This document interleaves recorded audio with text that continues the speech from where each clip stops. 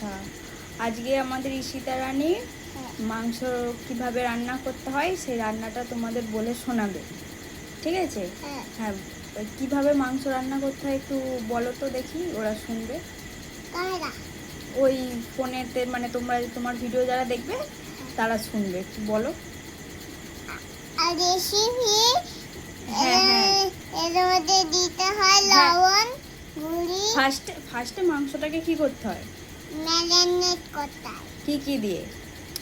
হলুদ গুঁড়ো, ঝাল গুঁড়ো, আর লঙ্কা গুঁড়ো। আচ্ছা, ওগুলো দিয়ে ম্যাশাট করতে হবে। কতক্ষণ রাখতে হবে?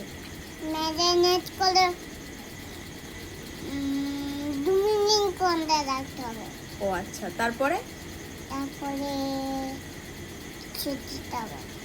তারপরে কড়া নিয়ে কি করতে হবে? রান্না করতে হবে। কি কি কি দিতে হবে কড়াই?